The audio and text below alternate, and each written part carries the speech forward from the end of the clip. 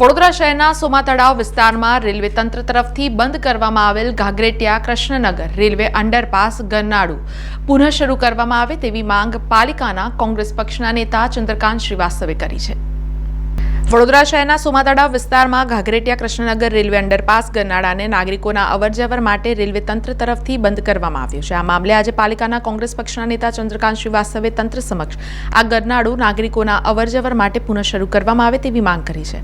આ મામલે પક્ષ વિપક્ષથી ઉપર ઉઠીને નાગરિકોને તકલીફ ન પડે અને સમસ્યાનું નિરાકરણ આવે તે માટે ગરનાળું પુનઃ નાગરિકોના અવરજવર માટે શરૂ થાય તે માટે મીડિયા મારફતે તેમણે ગુજરાત સરકારના મુખ્ય દંડક બાળકૃષ્ણ શુક્લ, સાંસદ ડોક્ટર હેમાંગ જોશી અને ધારાસભ્ય યોગેશ પટેલનું ધ્યાન દોર્યું છે।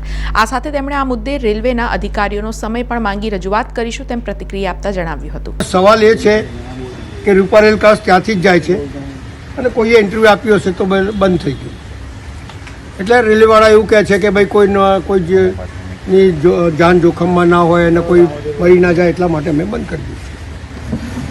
પણ સવાલ એ આવે છે કે મધ્યમ વર્ગ અને ગરીબ વર્ગના નાગરિકો જાય ક્યાંથી, સૌથી મોટો પ્રશ્ન છે।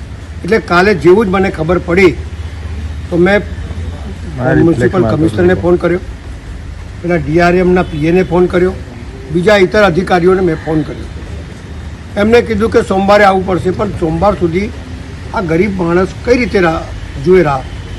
એટલે હું આપના માધ્યમથી શહેરના તમામ આગેવાનો, જેમ કે અહીંયા બે ધારાસભ્ય લાગે છે, એક બાજુ યોગેશ પટેલ છે અને બીજું બાજુ જોઈએ તો આપણા બાળુભાઈ શુક્લ છે, સંસદ સભ્ય છે આપણા હેમાંગભાઈ જોશી અને અમે લોકો છીએ, બધા ભેગા મળીને રજૂઆત કરીને એમનો રસ્તો ખોલાવી આપીએ।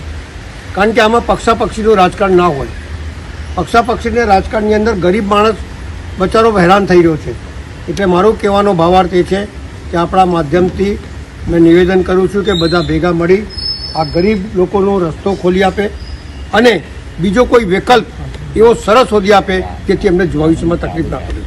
સમાચારોના સતત અપડેટ માટે TNN ન્યૂઝને YouTube પર સબસ્ક્રાઇબ કરી બેલ આઇકોન પ્રેસ કરો અને અમારી સાથે જોડાયેલા રહો Facebook, Instagram અને Twitter ઉપર।